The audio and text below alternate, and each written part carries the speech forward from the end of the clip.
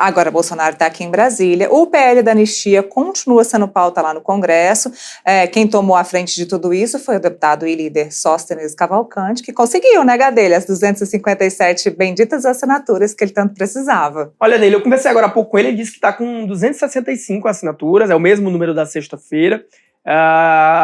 São necessárias, no mínimo, 257 assinaturas para que ele consiga protocolar o pedido, o requerimento de urgência. Esse requerimento, ele pede que o projeto seja votado diretamente no plenário, mas esse requerimento, primeiro, ele precisa ser pautado pelo presidente da Câmara, o Hugo Mota, que está fora do Brasil, só volta ali na próxima semana, ali provavelmente na terça-feira.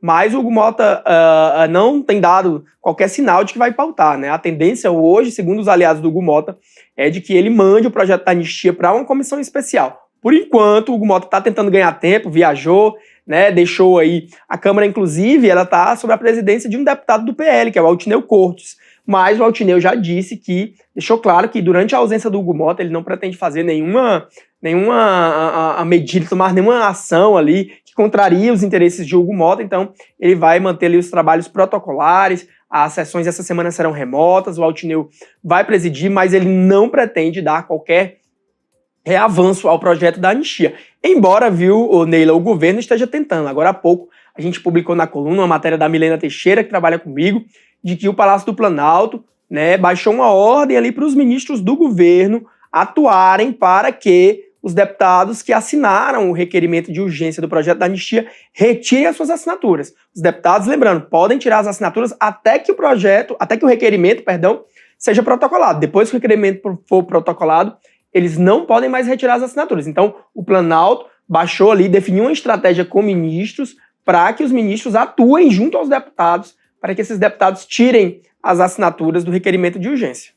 Bom, Hugo Mota viajando, semana parada, morta aqui no Congresso Nacional.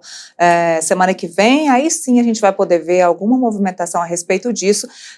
Gadelha falou que pode ser que o Hugo Mota queira uma comissão, colocar esse assunto numa comissão especial. Aí cria-se um problema para Sóstenes e para toda a direita, porque numa comissão especial pode ter ali cerca de 40 audiências para tratar desse assunto. Então você imagina, 40 audiências numa comissão especial, o prazo que se vai levar, e depois isso ainda ter que ser discutido em plenário, não seria aprovado a tempo, por exemplo, de evitar essa questão da punição do Jair Bolsonaro pelo Supremo Tribunal Federal, ou enfim, de acabar repercutindo esse assunto, de ser aí uma pauta interessante para ele antes dessa punição, enfim, dessa condenação pelo Supremo Tribunal Federal. Agora, eu li uma matéria sua, que inclusive, Gadelha, eu estava comentando aqui hoje pela manhã, que é uma análise muito interessante, de que um parlamentar ou uma fonte que acabou falando com você, chegou a dizer que o Hugo Mota não faria esse movimento de questionar uma decisão do STF, falando sobre PL da anistia,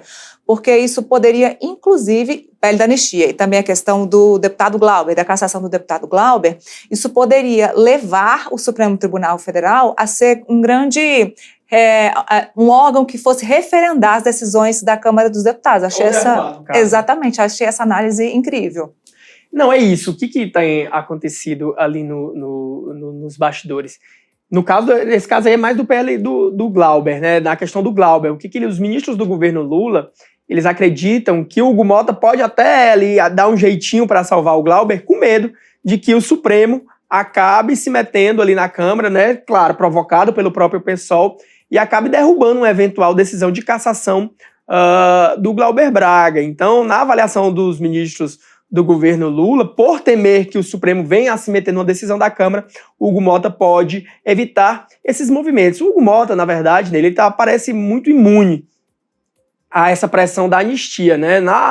Nos atos que realizaram no Rio de Janeiro, em São Paulo, os bolsonaristas, como o pastor Silas Malafaia, prometeram realizar um protesto, né, lá na Paraíba, que é o reduto eleitoral do Hugo Mota, mas vale lembrar que isso não teria muito efeito, né? A Paraíba é um estado onde você vê a votação, é mais de 60% de eleitores do Lula em 2022. Então, assim, não é uma pauta que é muito cara para o Hugo Mota. Se o Hugo Mota fosse um presidente da Câmara ali da região sul, por exemplo, num estado como Santa Catarina, aí ele teria uma pressão dos próprios eleitores dele, né, para que ele pautasse, né, uma pressão pessoal.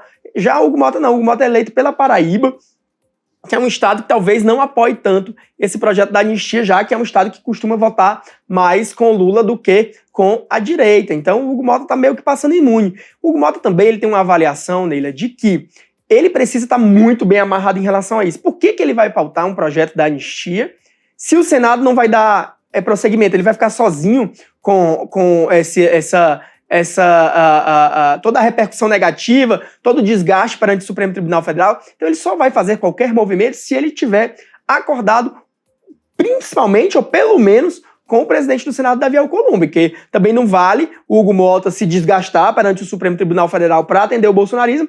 Ele aprova a anistia e aí, de repente, chega lá no Senado, a anistia não avança. E aí ele fica ali com aquele desgaste perante o Supremo Tribunal Federal. Da mesma forma, o Alcolumbre tem visto muito isso. De que adianta o Congresso aprovar se o Supremo pode alegar que esse projeto é inconstitucional? Nos bastidores, os ministros do Supremo têm dito que o projeto da anistia pode ser considerado inconstitucional. Então são várias variantes. O projeto precisa passar pela Câmara, depois precisa passar pelo Senado, depois precisa ir para a sanção do presidente Lula, que dificilmente vai sancionar um projeto desse. Se ele vetar, volta para o Congresso vai ter que fazer uma nova análise, depois alguém ainda pode acionar o Supremo Tribunal Federal. Então o Hugo Mota e o próprio Davi Alcolumbre também vão calcular muito os riscos, né, do que vale a pena, né, para colocar ou não esse projeto da anistia aí para andar.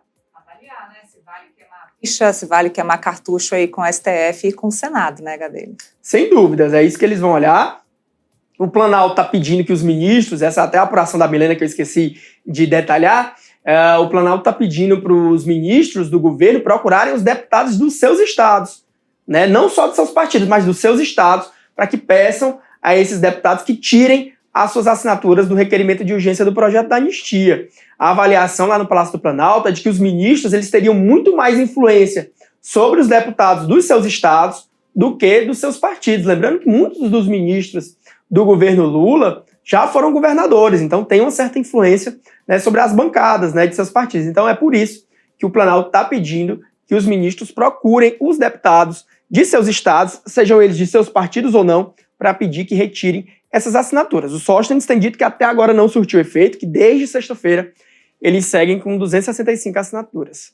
Bom, vocês acham que isso aí é muita informação? É porque vocês não viram a coluna dele lá no portal de sexta-feira para cá, é matéria atrás de matéria, então... Acessem lá, hein? Acessem lá, isso que eu ia dizer. Ele termina aqui com a gente agora, inclusive, muito obrigada mais uma vez, Gadelha. Até a próxima. E corre lá na coluna dele, claro, depois do programa, você corre lá e acessa a coluna do Igor Gadelha, que tem matéria muito bacana, várias matérias desde a última sexta-feira, principalmente sobre esse assunto da cirurgia de Jair Bolsonaro, sobre o PL da anistia, que a gente, inclusive, continua falando sobre isso aqui.